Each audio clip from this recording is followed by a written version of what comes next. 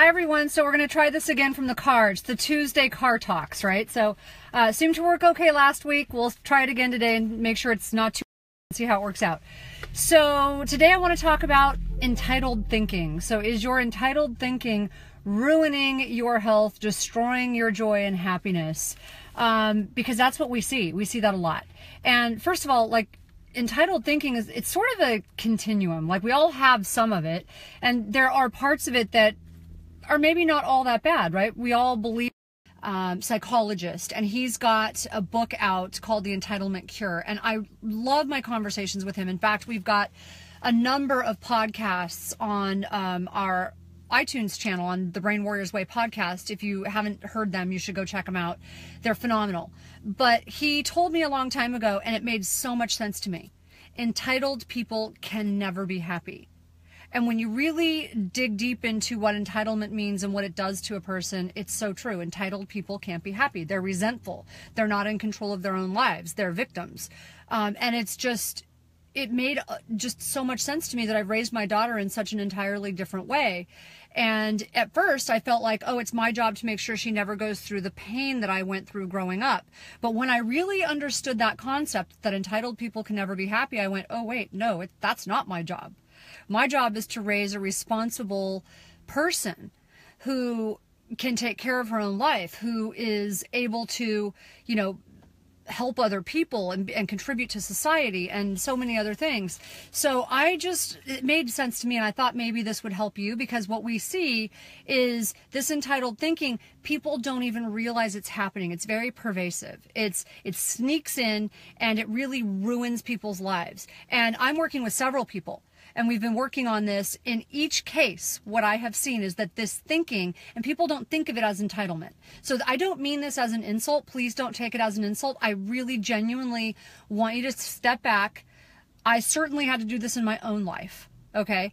And I had to be honest with myself and go, do I want to acknowledge that I could be doing a better job with this so my life can be empowered? Or do I just not want to admit this and go on with this entitled thinking and destroy my own happiness? So listen to this list and say, be honest. Do you ever say phrases like this, or do you hear your kids frequently saying phrases like this? It's not fair. So that was a very common one in our house. It's not fair. My daughter used to say that all the time, hands on hips. It's not fair. And I would laugh and I would go, yep, you're right. Fair is a place with bad food and farm animals. So I used to say fair is a place in Pomona, because Pomona is near us, where they had the big Los Angeles fair. Fair is a place in Pomona with bad food and farm animals. Until I realized one day, she's like, well, I want to go to Pomona because, is that like a castle where where everybody's fair? She totally didn't get what I was saying. Right? So I had to figure out, because kids don't understand. So it's not fair. And so I started to explain to her, honey, I don't know whoever told you life is fair, but life's not fair. Life is what you make it. It's not fair that kids get terminal illness. It's not fair that I got cancer in my 20s, or that I grew up, in the environment that I had. Sorry about that. We're getting a call, and I have a feeling it's going to come back. So I will cancel that call and get back to you. So it's not fair. It's what you make it. Life is not fair. It's what you make it. Okay. We all have challenges in life. The people who are the most successful are the people who don't allow those challenges to dominate their lives. They dominate the challenges. So I hope that makes sense. It's not my fault. Okay. That's another one. It's not my fault. It's because blah, blah, blah, blah, blah. All right. It's not my fault. Wah, wah, wah. So I'm not trying to make fun of you, but that's what it sounds like to those of us on the other end. So it's not my fault. It happened because, and then you give the list. And all I can sit there and think of is, I'm thinking of all the 50 things you could have done. That's because I've spent years working on this, right? It's not because I'm better than anybody. Believe me, it's because I was so not better than anybody that I had to spend years working on all of this. But that's just going to get in your way. That puts you in the victim mode. It's not my fault makes you an instant victim. Victor opportunity, I have to change it. So it doesn't mean you have to take blame.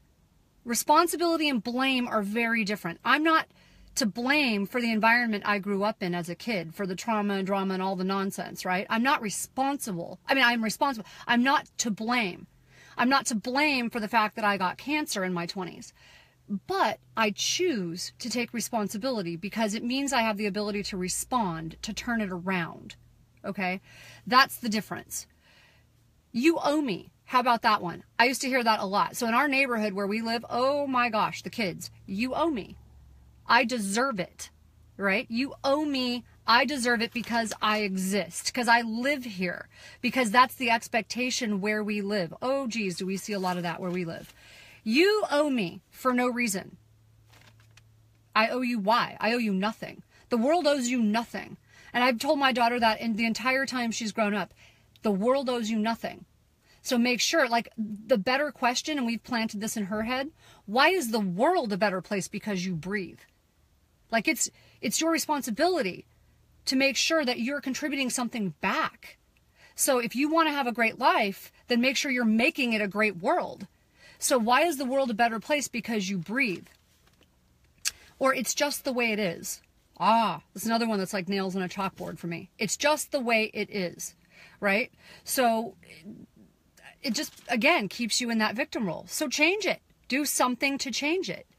So, and I know that can go a little extreme because I know, like, in my head, I've spent so much time working on, changing my thinking. I actually, in my head, think I'm a Navy SEAL. And I know, like, that's not true either. You have to be very careful with this thinking. Like, someone forgot to send the memo to my body. But the point being that you don't have to accept the thinking that things are just the way they are. You can at least think. Like, in my mind, I think like a warrior. I refuse to give in to the fact that I was this sick little girl all the time. So it's the way I choose to think, if that makes sense. I can't help it. I can't help it. That's another one. I can't help it. It's just the way I am. It's just the way I am. It's just the way society is. It's the way my family is. I can't help it. Well, if you can't help it, then no one else can. No one else is going to do it for you. I have news for you. Or I'm going to take the shortcut. That's one of the ones I hear all the time related to people's health. Or even finances. I see it all the time. So I'm going to take the shortcut. That's why there are so many quick fixes. I actually got into an argument with my publisher over the title of my big book, The Omni Diet, because they insisted on diet. Now, they insisted on the word diet in the title because they wanted it for searchability. And the reason they wanted it for searchability on, internet searchability was because everybody's looking for a diet. They're looking for a quick fix. It drove me crazy because that's not what I do for a living. It's not what I do. And I refuse to ever again put the word diet in my title. And so I told myself I would never give in to that again. So I understand their perspective, but I don't agree with it. So shortcuts and quick fixes don't work. So there's the 4-hour this, the 2 weeks to that. It's a lie. It's a lie that we have told ourselves because we don't want to roll up our sleeves and do the real work, the 10,000 hours it takes to be an expert. And I've had so many people say, well, gosh, you've gotten to this place that you're at and, you're healthier now at your age and you're in better shape than you've ever been. And like, what's your secret? How, what is the quick fix? What's the secret and the shortcut to get where you're at? There's no secret. That's the secret. There's no secret. And there's no quick fix. So that is the secret, all right, is that those 10,000 hours, what no one got to see was the suffering behind the 10,000 hours. I was really sick. I didn't want to be sick anymore. The research done, the hard work I put behind it, all the mistakes I made, right? All of the things, all the times that I, almost gave up because it was hard. They don't see that, my quick fix is the daily exercise, the daily meditation, the supplements I take, the way that I eat clean 95% of the time. It's not perfect, but I eat clean 95% of the time. Giving back, because people who give back are happier and focus less on their own problems. So I didn't just start off being able to give back because Maslow's hierarchy said that I was so focused on my own issues and survival. It took time. But what I realized is as I started giving back, being able to help other people takes you out of that place of focusing on your own problems, and it makes you feel so much better. And grace, because it's never going to be perfect. But that's a daily practice. Like gratitude and grace, that's daily practice. That is not natural for me. I am not a person who is naturally grateful. So I know that's like hard to say out loud, but it's the truth. I'm like, I'm one of those people in my car, you cut me off, and the thoughts in my head are not nice. They're just not nice. So I have to work really hard on focusing on gratitude. And the good news is it's like a muscle. When you work out at the gym, it begins to take over. So you can quickly then, oh, oops, okay. Then it's like, no, I'm grateful. I have so much to be grateful for. And I'm not going to waste my energy on that person. I'm just not going to do it. So, but it takes time. It takes practice. And then it becomes more and more natural.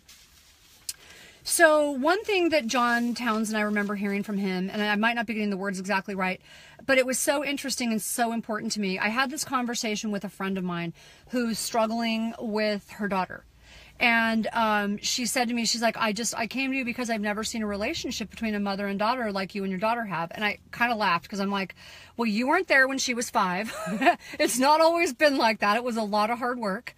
So again, it wasn't just like, I didn't just like give birth to this amazing kid. She's actually extremely strong-willed.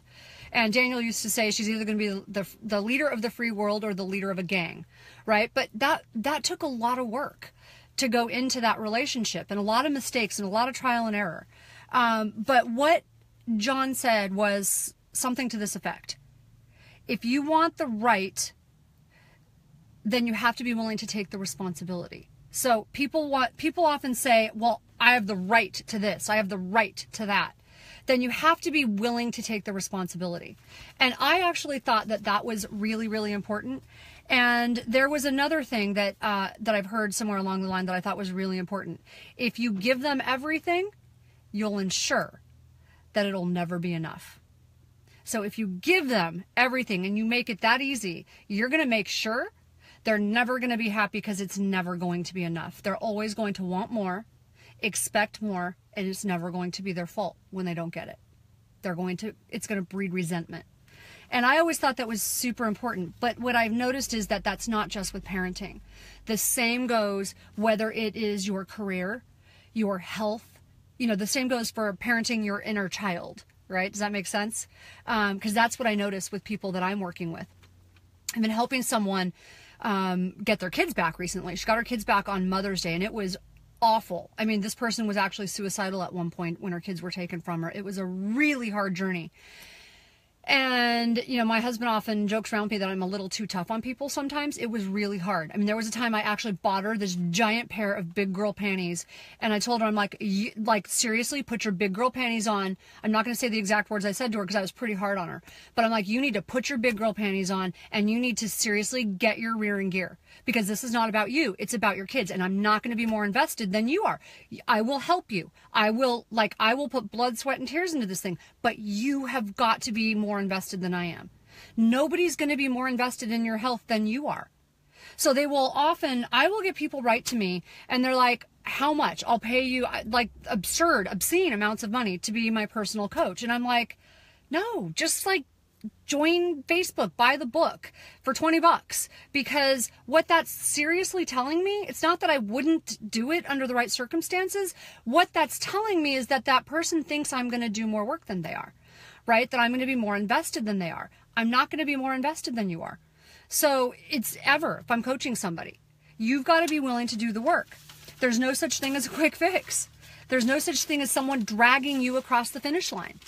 So it's like when you got to do the work. If you have a light bulb go out in your house, do you just like put your house in the market and go buy a new house? No, you change the light bulb.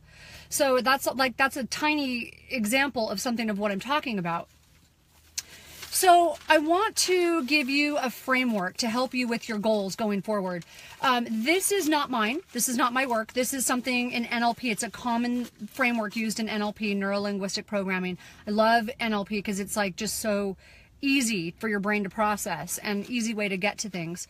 So these are just a series of questions. It's a framework for helping you achieve goals. Here's the questions, or here's the framework. The first thing, identify the change you want to make. We say this all the time in different ways. Identify the change you want to make and be very clear and specific about it. I actually like to put a date on it if you can. But identify the change you want to make. The second thing, say it out loud. Say it in the negative. Okay, so I want to stop eating crap.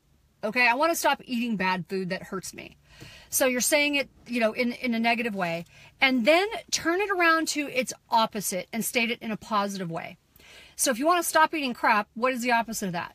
I want to eat healthy food that makes me feel vibrant and like I'm living with abundance, an abundance of energy. So state it in a positive way. So reframe it so that it's positive. So your brain's not stuck on that negative thought. So put it in a positive way. Can you guys see me? Hopefully you can see me. Oh, that's probably worse, huh? Anyways, and then one thing I love something that Tony Robbins says. He always says success leaves clues, and I've always found that to be true. And ever since he said that, I stopped feeling guilty for copying people. So find a role model. So find a role model, someone who has done what you want to do, because success leaves clues. And model yourself after that person, right? And remember that no one's perfect. So that's okay. No one's saying that you need to find someone perfect or you need to be perfect, but find someone who has pretty much what you want.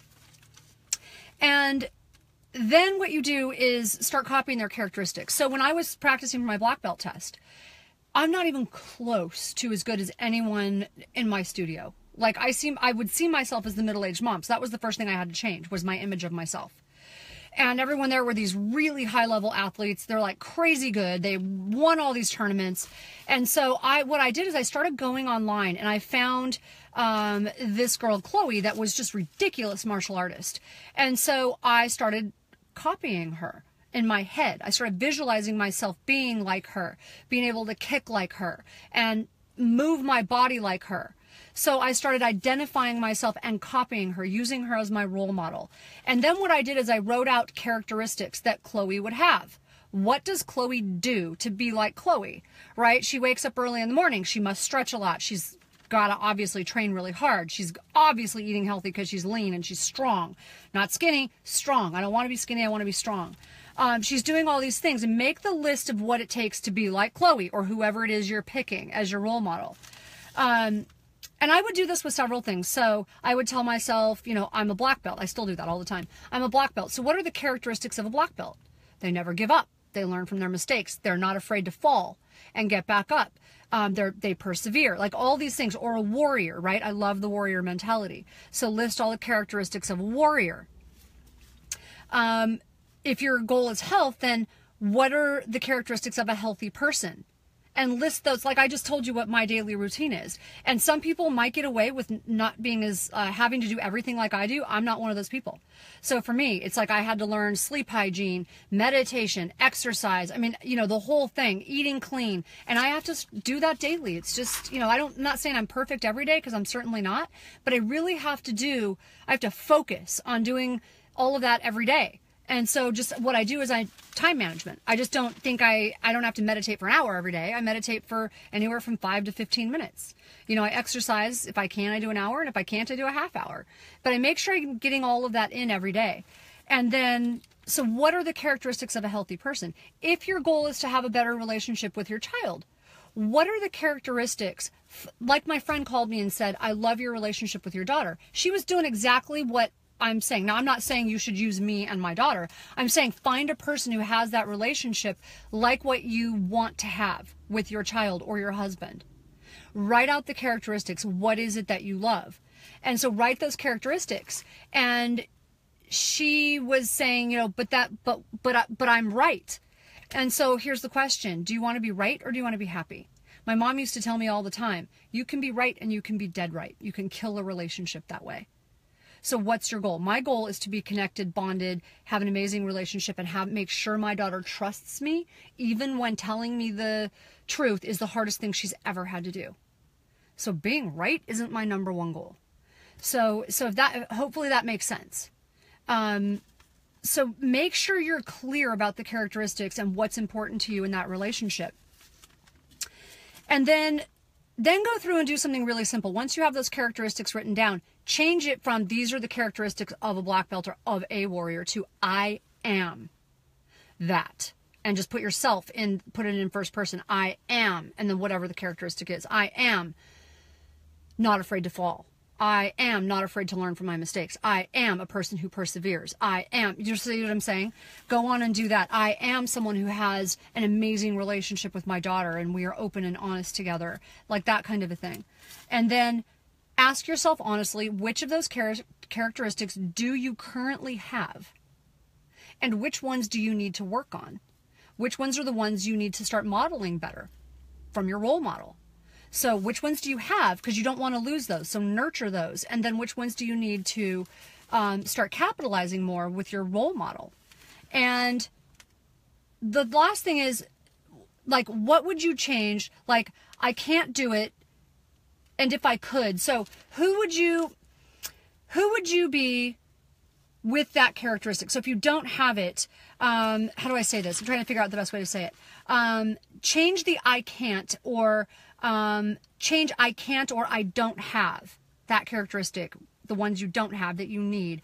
And ask yourself, okay, so if I could, who would I be? So once you are the person that you are striving to be, once you have those characteristics, who will you be? Because there's going to be things on that list you don't have. So ask yourself, okay, so I'm not that person, but who would I be if I was? What would it look like if I was? What is it going to look like when I achieve that goal? Who am I going to look like when I get to be that healthy person? What am I going to feel like? Who am I at that point? And start to see yourself and identify yourself as that person. And who would I be if I had those characteristics? Because now you're going to start, it's going to transform from I don't have that and I am not to, oh, that's who I'm going to be. And so that's how you start to own it, if that makes sense. That is most of what I have here. The last thing is, keep an anchor image. And I actually started doing this long before I knew any of this work. This was intuitive to me. And I don't know how this came up for me, but when I was 15, I was attacked. I was attacked on the street walking to high school. I was almost raped. It was a really hard thing for me. I got really scared. And so being really skinny or really weak or vulnerable feeling was not something I liked. I didn't like it. I wanted to be really strong. And I started identifying, for whatever reason, with Ms. Olympia. Okay, Rachel McLeish was Ms. Olympia at the time. And I'm like, I need to be strong. I need to be that person that nobody wants to mess with. Now, I don't have the genes. I don't have the hormones. I don't have whatever it takes to be Ms. Olympia, but I knew I was going to be as strong as I could. I wanted no part of Twiggy. Some of you have no idea who Twiggy is. But I didn't want to be that Victoria model, like skinny person. I wanted to be sort of kick butt looking. And I wanted to be strong. So I started training to be strong, but I taped that anchor image. I taped Rachel McLeish to almost every mirror that I walked by in my house, to every wall where I would walk by and go, okay, that's my goal. That's my anchor image. So every time I don't feel like going to the gym or I don't feel like doing something, my anchor image is, if you want to be strong and powerful, that's my anchor image. So I started identifying myself as strong and powerful, because it's really important to have that anchor image and know your why. You got to know your why. Keep that why strong, because if you don't know your why, you're never going to do your what.